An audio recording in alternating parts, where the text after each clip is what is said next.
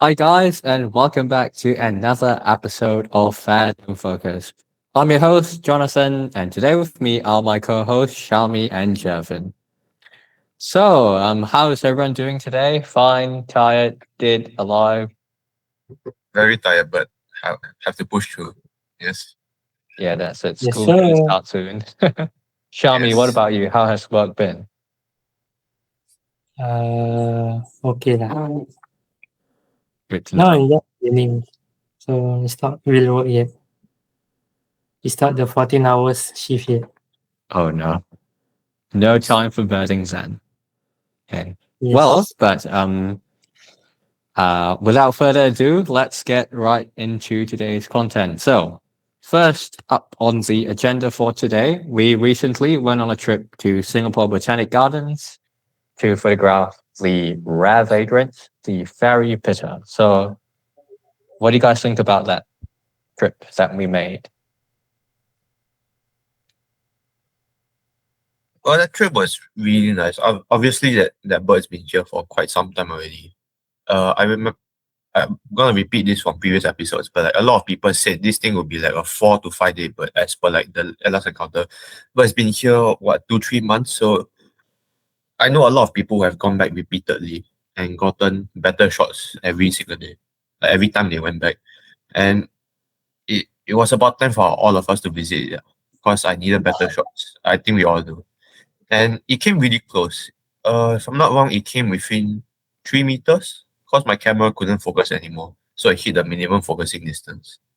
So compared to last time where it was like 20, 30 meters out and I could barely see it. But one issue is like I think there's suspected baiting of the fairy pitta, which isn't supported in the birding community. And it created like two sides, but the one that's okay with the baiting and other that's not. So yeah, that's it's a bit of a high tension situation right now. But as it stands, people are still going back to take photos. And at the time, we didn't know because I think they stopped for a while before they continued, which was recently. But I believe we all got some really decent shots of it. And Jonathan, I'm pretty sure you got some behind the scenes as well as the video you posted. Yeah, I did. Uh, I think it was a really cool experience. I mean, I think you guys were doing all of these still shots, and I think Xiaomi stole my Sony A9 as well. You got tired of Nikon, so just a joke, just a joke. Yeah, but he was using my Sony A9 and my 135 mil lens. Yeah, Yes. and I came back home and took out the SD card. Really nice photos. I think you have posted some of them. So do go check out Xiaomi's Instagram page right after this video. So Xiaomi, what about you? How did you feel about the shooting experience? The shooting experience with Nikon is, I think it all depends on the camera, cause the Z6 III is positioned on the mid range. So I would say I'm surprised with the ISO performance compared to like, because it's a partially stacked sensor. So it really balances the the speed and ISO performance kind way of things. But the autofocus is quite, it's not really, I don't know, it's not really set properly or it's just a camera. But the autofocus jumps a lot. Yeah, I guess the I mean the ISO performance should be good because I mean Nikon has been quite popular and famous for, having all of those um sensors that can handle high ISOs really The well. moon. Yeah, but yeah, oh, that's outdated. That's an outdated camera, okay. The Nikon D5 on the Artemis 2 mission, yeah. But talking about the Z6 III right now, which is supposed to be a competitor, I think it was because of the light. I feel because it was, even though it was quite close to about 12 noon, it was in the rainforest, so we had a lot of tree cover and the light was just really poor. So it just goes to show that even with a solid mid-tier camera, sometimes the conditions just kill all of your chances of getting any in-focus shots. Yeah. So yeah, I think for me, it was more about filming behind the scenes. It was really fun interviewing you guys, filming you guys about all of the things that were going on that day. And yeah, the video's out, so you should go watch it after this as well. Yeah. Jervin, we have had some sad news about another fairy pitta that has unfortunately passed away. Would you like to share more about it? Yes. So about 1 or 2 weeks ago, more than 1 week ago, someone was having a stroll at Tanah Merah when about 11 in the morning he discovered a pitta that sadly passed away on the side of the track. At first he thought it was blue wing, but after sending photos in the Telegram, people realized it was a fairy pitta. So it makes a total of 2 fairy pitta sightings in the recent, technically this year. So it's a total of 2, which really gives us an insight to like how hard they are to find, because the last sighting I believe was 2021, if I'm not wrong. Please correct me if I'm wrong. But between 2021 and 2026, the fairy pitta could have been in Singapore. It's just that we couldn't have found it. Also, what are the chances the fairy pitta at the Tanah Merah track didn't die, but however it did, and they carried on like nothing happened, and we would still be only thinking about the current fairy pitta. So it really goes to show like how some species, right, although however rare they may be, they could always be here in Singapore. It's just that it's very hard to find. And regarding the conservation status, it's currently a rare visitor, if I'm not wrong, but it could become uncommon if we get another fairy pitta sighting, because 2 in 1 year is really unusual for the fairy pitta to be here in Singapore. I am pretty sure the fairy pitta is either with NParks or with the National Museum for research. I'm not 100% sure, but I know it's taken by someone already. It's really sad to see a rare bird dead, but it's in the end it tells us more about like rare birds, or it emphasizes that like, they could always be here. It's just that we don't know, and the person got lucky this time by finding it. So yeah, it's a bit sad, but it is what it is. Yeah, 100% agree. And it is sad when you have like one day you see such a beautiful bird like right in front of you, less than 2 meters away from you. It's alive and hopping, and the next day you find another bird of the same species that's just like on the ground, eyes closed, legs contorted. Yeah, it's just sad, I guess. But like what you mentioned, it could actually there could be more fairy pittas around without us knowing. So it is a good sign, but it's just sad that some of them crash. And I think one of the issues that we face here in Singapore is actually all of these windows. So that's why I do have these things down to cover some of my windows so that birds don't accidentally fly through thinking that it's clear glass. Clear sky. Yeah. So a lot of the times migratory birds do mistake glass as nothingness. So they just fly straight into the glass and they end up breaking their necks or just dying completely. And it is sad, and it is quite a big problem that we face here in Singapore as a concrete jungle. So will NParks do something about it? Maybe they will, maybe they won't, but yeah, we'll just have to wait and see. Okay, thank you guys for that. Moving on to a little bit more gear-related stuff. Syahmi, you have a new camera, not Nikon, thankfully. Jokes. Sorry. Would you like to bring it out for us to see?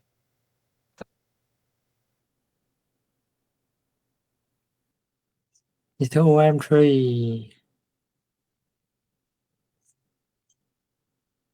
It's basically an OM1 Mark II with a smaller body. Weaker EVF, single card slot, one stop Versa IBs. That's it, I guess. The rest is all an OM1 units, OM Mark II units. Would you like to show us the different tracking modes, the different autofocus subject detection modes? Mm, You said OM1 Mark II. Oh, yeah. yes. That's the one we all need. There's birds, there's birds, plane, train, dog and cats, and motorsport. And people, of course. Okay, so you have this body with you, but what about the lens? The lens is a 12 to 40 mm f2.8. That is equivalent of a 24 to 80. What about Yes. your birding lens? For now, is the Nikon setup, which is the 180 to 600. Where did you get the Nikon setup from? Would you like to share a little bit more where you got it from?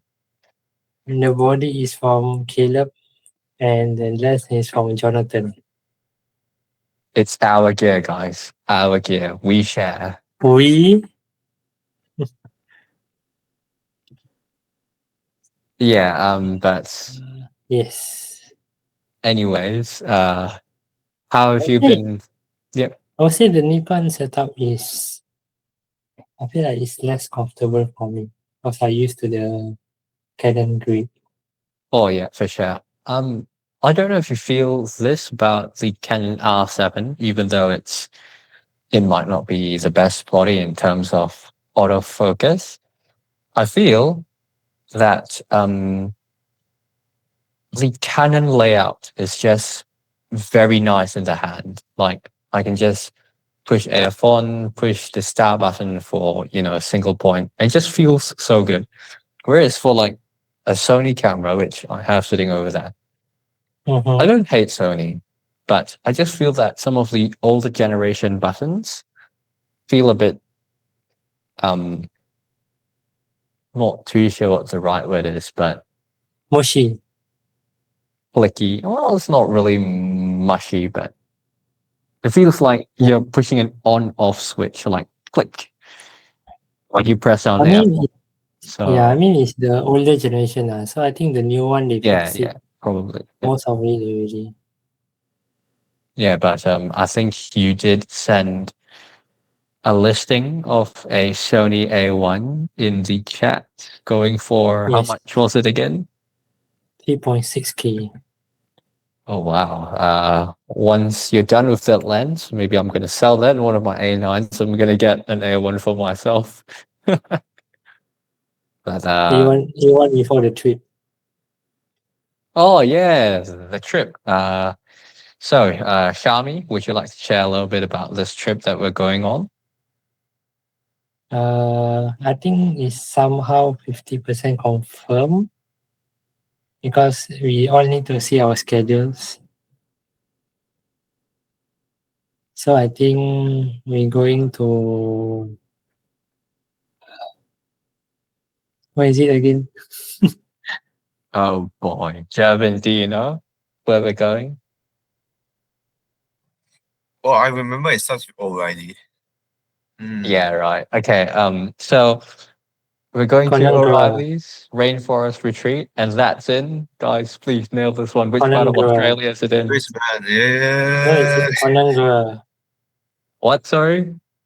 Conundra. Is it?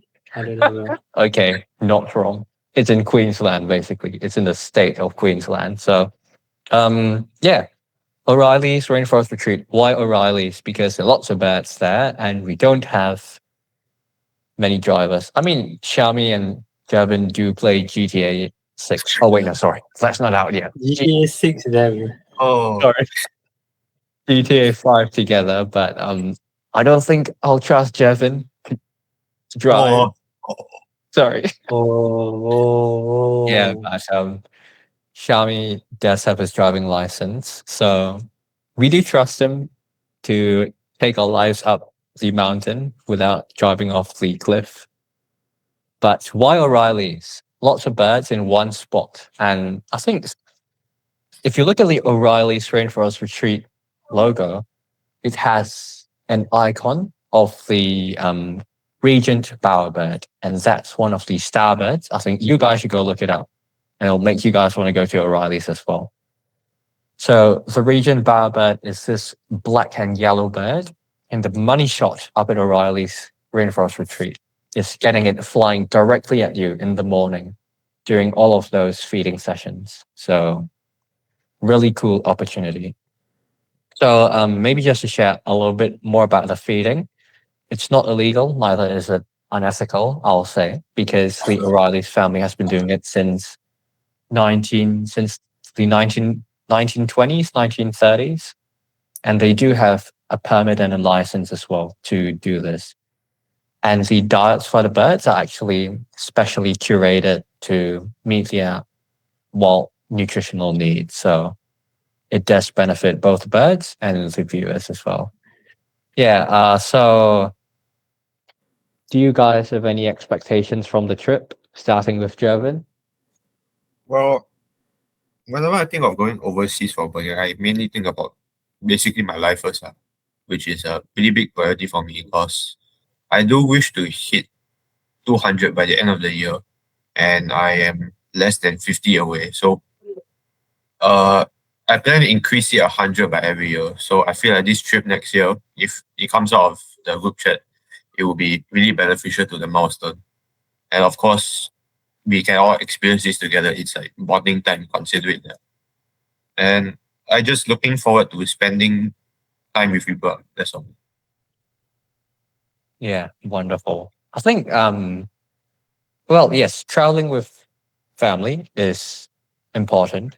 We have to travel with family, but I think sometimes when you reach a certain age, it's good to travel with friends and sometimes even alone to kind of experience the world for yourself and to, build that sense of independence. Syahmi, what about you? What are some of your expectations for the upcoming trip? Actually, I don't have any expectation. I feel like it depends on the weather and the condition there also. Because it depends on the weather, depends on the economy, and depends on the world also.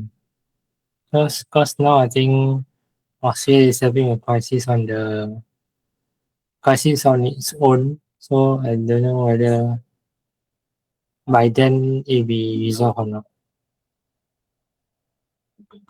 Yeah, 100%. Yeah. I think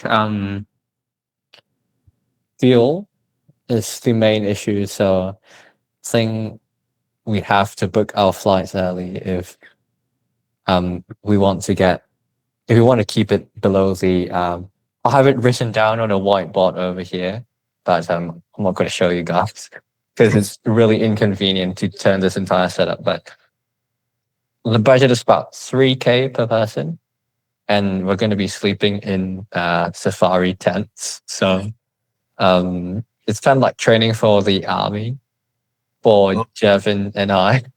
Oh, As Singaporeans, we do have to go to we have to serve national service for 2 years. Personally, I'm excited for it, but yeah, it depends. Yeah. It depends on which one we get. Sorry. It depends Oh on yeah. which. I mean, Yeah. yeah, that is true. I guess those high intensity ones would be fun to if you're sporty outdoor lover, yeah, but depends. Okay, do you guys have any target species for the upcoming trip? Target species. I mean, obviously there's the starbird, but other than that, I haven't actually researched that much into what other species there are. But hopefully, I just see more unique birds. Because recently, I've seen a lot of like repetitive in terms of shape and color. Because in Singapore, there's not much flexibility to work with. But I'm mainly just hoping for more colorful, more unique features of birds that make for more interesting content. And pretty much anything with unique colors or features will be a pretty good target species that I would go for. Yeah, I think you won't be disappointed for sure, because I think just the common birds like the rosellas, the eastern rosellas. Can't remember the exact name, but the rosellas are really nice birds, red and blue color. And you do have, if you're blessed enough, we could see a rifle bird as well. But I don't think they'll be displaying in March, so we'll just see them birds there. But I think one of my target species is going to be the Albert's lyrebird, the one that sounds like a kid crying if a kid cries in front of it, because it can make basically any noise. Like it can mimic any noise. So if you make like a silly machine gun noise in front of it, it can actually sound like a machine gun. So I think it can be used as an interesting deterrent weapon. You're giving me ideas. Event. Yeah, for sure. Yeah, that would be cool. Yeah. So other than the Albert's lyrebird, for me, it will be Paradise riflebird, green catbird, and region bowerbird. I think some non-bird species that I'm looking forward to photographing are the. Forgive me if I'm pronouncing this wrongly. It's called the paddy melon. Do you guys know what a paddy melon is? No? Okay. It's kind of like a really small kangaroo. It's okay. I'll put it on the screen here so that you guys can see it. Yeah. But apparently they're actually quite friendly, even though they can be a little bit skittish. Yeah. So you've got to work on your approach. Yeah. And try not to spook them. I think that's the species of gecko that's pretty cool, can be found on the accommodation. So Mr. Olympus, I think you're going to have to get yourself a macro lens and this thing called a Lamington crayfish. It's this blue color crayfish that can only be found in Lamington National Park. But don't eat it because you're going to be fined. You can only photograph it. So, yeah. Okay, Syahmi, do you have any target species for Lamington National Park? Lamington. I think got one. Let me find it. Sorry, I shouldn't really say Lamington National Park. I should just say O'Reilly's Rainforest Retreat. So it's a lot more concise. Yeah.